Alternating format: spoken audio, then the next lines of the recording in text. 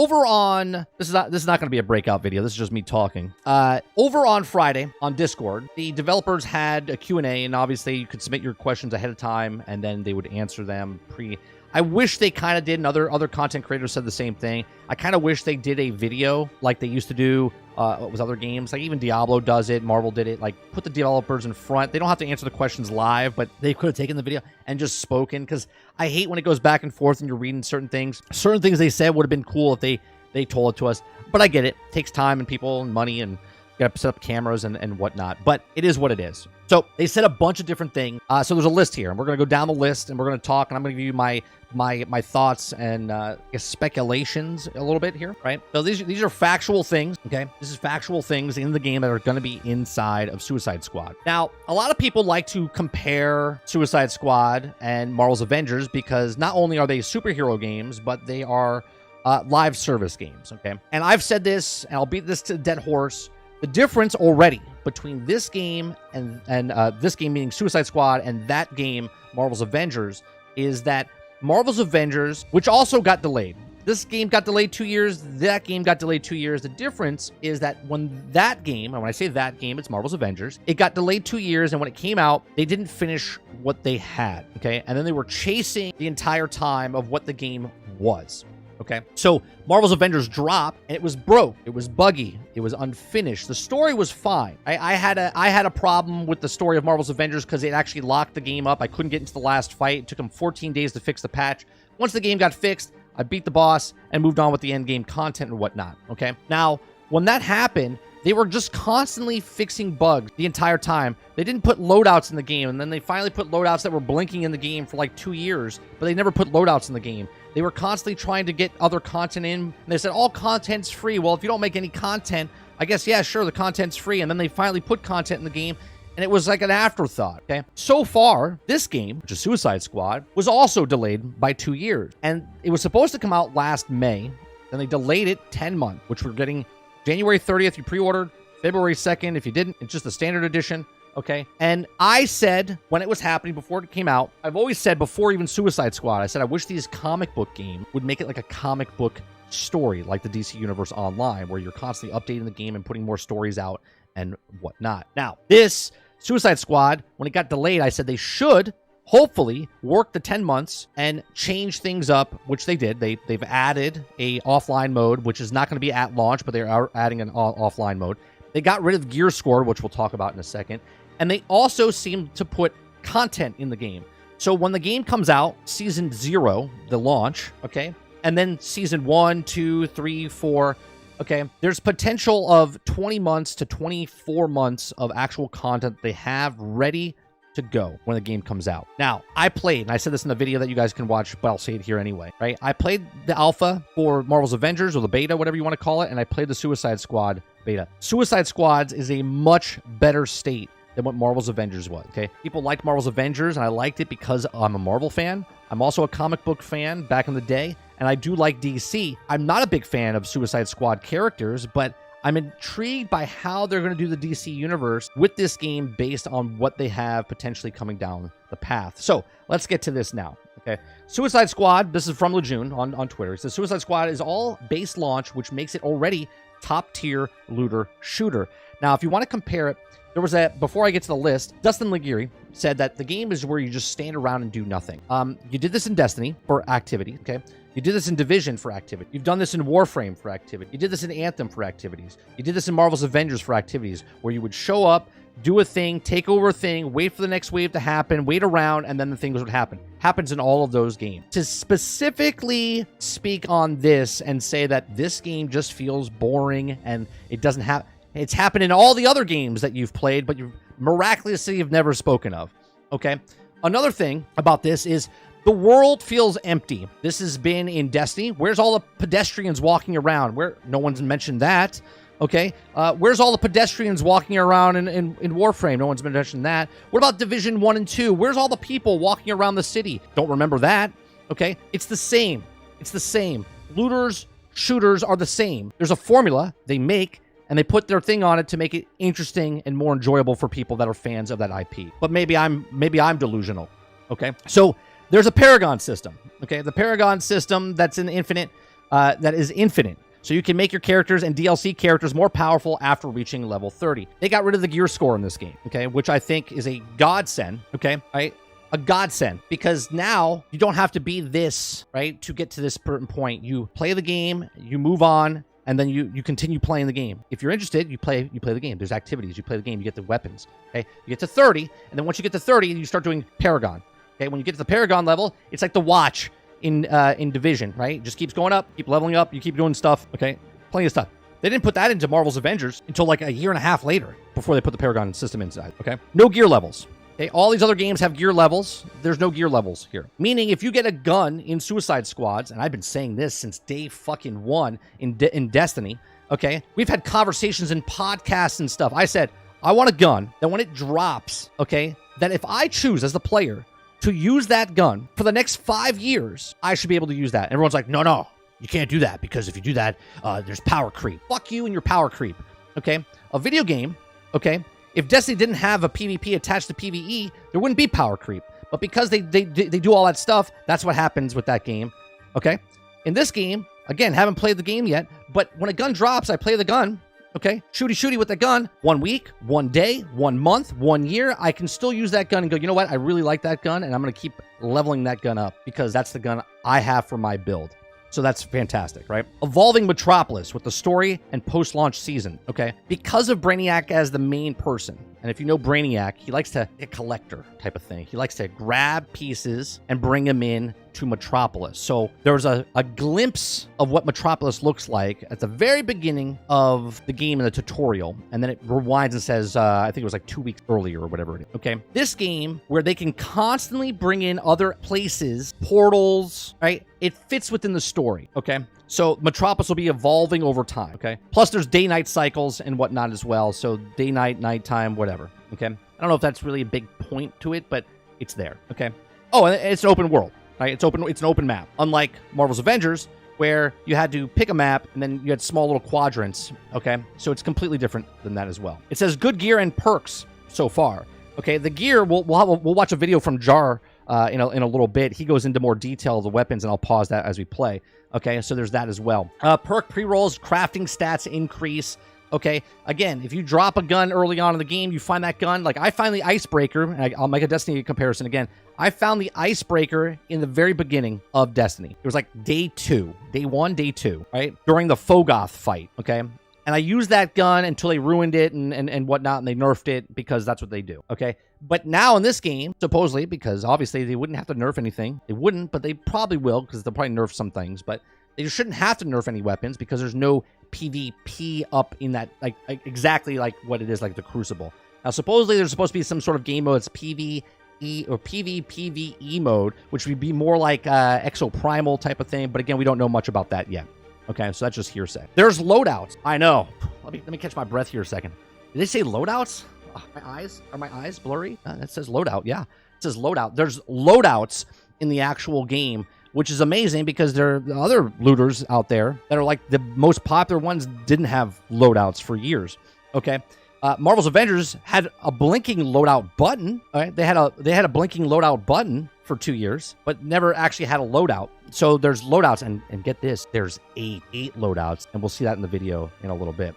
Right? Good traversal on weapons, right? The more you level up the skills, I have skill builds, or I don't have skill builds. I have a skill tree. Go watch those videos, each of the characters, okay? You can see as you level up your traversal, you're going to move faster, you're going to move fluent, you're going to do more damage because of the stuff, and you get to choose and pick what you want to do in your skill tree, and you can respec it at any time. So that's some good stuff as well. The social squad feature. It says get gear for offline friends and random. I'm going to give you good and bad about this, right?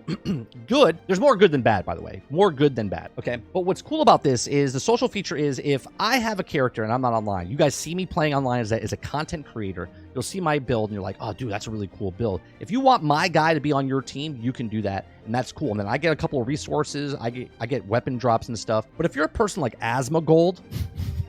You're going to be overwhelmed because when you open up your thing, I don't know how it opens up yet, but your materials and weapons are you're going to be, something's going to happen there. It's going to break. I don't know how it's going to work, That's the bad part, but that's for content creators. That's not really bad. The good part about this is if you're a person that wants to play offline, if you're a person that doesn't have a lot of friends, but you see people on the list of the leaderboards and you want to grab that leaderboard person and bring them on your team, it makes your team stronger. So it helps them and it helps the other people out and whatnot. So this builds up a really cool community, okay, in my opinion, okay? There was a lot of builds when we played Marvel's Avengers, okay, that if I had a Hulk or whatever and someone wanted to come in, they're like, hey, I want to play, we need to build this boss. I was like, oh, hold on a second, let me get my Hulk in, right? Now I'm playing there, but I brought, because I leveled up, I'm bringing my Hulk into there, and then it made it easier for people to beat the boss. Now, I don't actually have to put my time in as a person. It doesn't matter if you're a content creator or not. If you build up your thing, but you don't want to always help people because you can't, you can help thousands of people at the exact same time because they can bring your character into their game.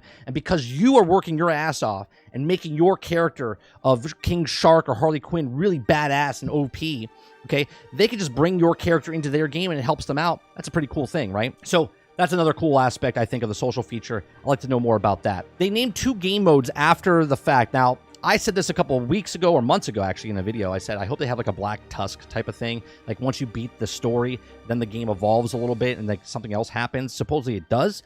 There's a Horde mode and then a strikes, like strike mode, okay, which is like Destiny type of strikes. So there's 2 end game content or mid game content. I'm not really too sure if you want to say end game, but there's going to be Horde mode and at the base level when the game comes out. Okay. Already teased the first DLC. The first DLC, if you guys haven't seen it, is a picture. You can kind of see it above my head in the little tier. I'll bring it up in a second.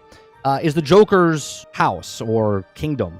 Actually, you know what? Let me just bring it up real fast. We'll go into the answers. Yeah, here it is. Okay. This is what you see. They showed this at the very end. This is the concept drawing of it. This is not inside the actual game, right? Drawing. And if you zoom in, you see this upside down newspaper here, and it's the Joker. Now, there was leaks or data mine stuff that said the Joker was coming to the game, and then voila, boom. And now that is the Daily Planet, okay? Now we can assume that this is, and again, I'm assuming that this is Brainiac taking a piece from another dimension or something and bringing it into this dimension, hence why the Joker, because the Joker's dead. The Joker's dead in this universe because of the Arkham universe, but again, multiverses and whatnot, this could potentially be where we go up against the Joker in the beginning and then you recruit him. You see what I'm saying? Like, I don't know if this is how it's going to be, but it'd be pretty badass if we go on a mission. We have to go through the Daily Planet, fight through the Daily Planet to get to the Joker, to recruit the Joker, and then we use the Joker. Again, I don't know if that's how it's going to go, but that would be pretty cool if it did, okay? So that's another thing for the first DLC. There's cross-play, cross-progression. Marvel's Avengers did not have this, and this is why the problem with the matchmaking took so long on certain consoles. PlayStation had no problem, PC had no problem, Xbox had a problem because there was less people playing the game. So cross-play, cross-progression, this is a huge thing for this game as well. There's more new gear and weapons with DLC, so every time a game or a season comes out, there's going to be a season, there's going to be a new character, there's going to be new gear and new mods and new weapons, okay, with inside that, and a new area, supposedly. So per se, that you just saw the Joker's area. Maybe for season 1, they bring the Joker's land in. You'll fight on that land, and maybe it disappears, or maybe it gets bigger and bigger. I don't know. Maybe they'll have the same excuse that Destiny has. The game's getting too big. We're going to have to delete stuff.